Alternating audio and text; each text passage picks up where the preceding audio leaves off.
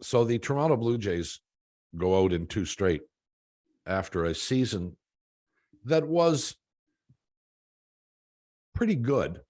But truthfully, this is a team that won one more game than they did last year? Yeah, 92 this year and 91 last year to miss the playoffs. Yeah.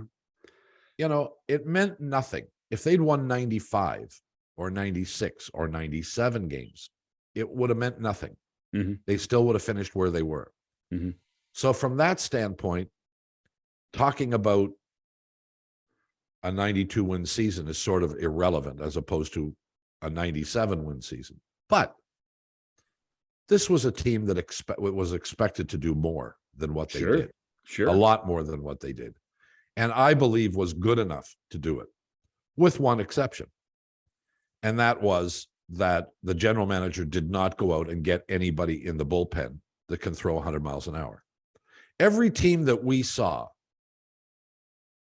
had guys that threw 100. 100's the bar now. It's not 95. It's certainly not 91 or 92. It's 100.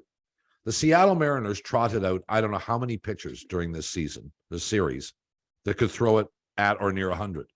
Am I lying? No, there was more than one for sure. Blue Jays don't have one. No, including their closer. No, but you can't. Jordan Romano was. I'm not being critical. He was outstanding. I'm talking about Jordan Romano is the hardest throwing guy in their bullpen. Correct? I think Merriweather when he's there, but yes. Well, but forget him.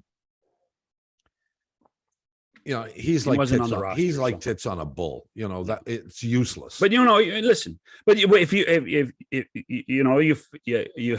felt a commitment, you fell in love with what Romano did. His numbers. Fine, I got no issue with Romano.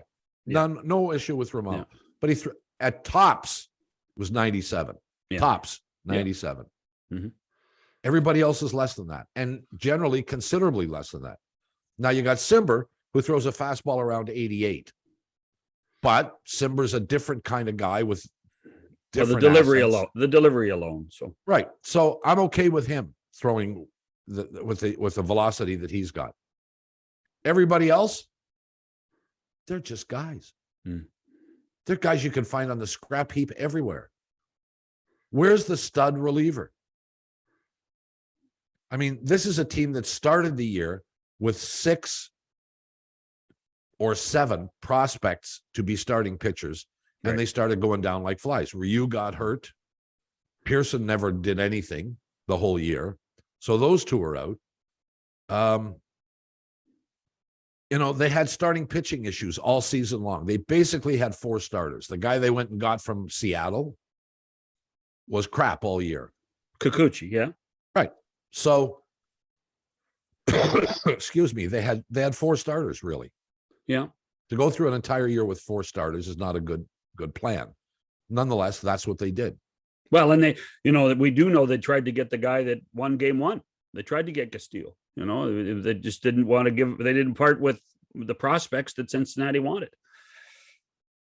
Well, what a difference that would have made, huh? He was spectacular on Friday night. Oh my goodness. God. Yeah. He was pretty good all year. It was. Well, you don't see him enough, but to watch him, I actually thought in game 1, I was wondering if the Mariners would be bold enough to let him pitch a full game, pitch 9 innings. Well, they came close. They did. How many pitches did he throw? I can't remember off the top of my head. I think it was over 100. Yeah, it was.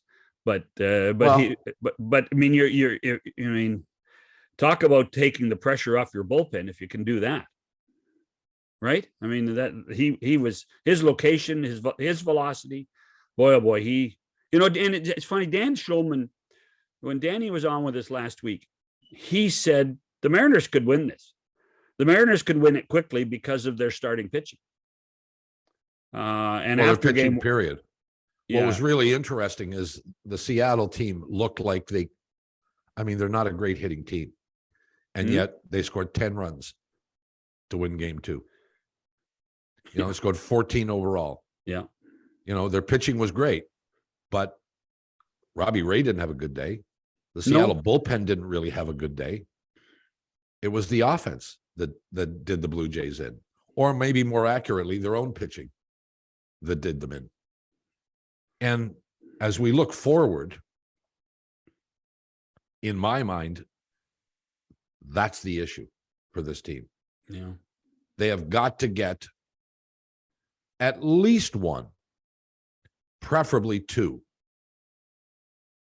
quality starters. And I don't mean a back end of the rotation Kikuchi type of guy, because Kikuchi at best was going to be a number 5 at best. I think they'd hoped to be better than that. I think they had hoped him he was supposed to be better than that, Bob. Really. I think we learned by the middle of April he wasn't, but I think they expected him to be better than that.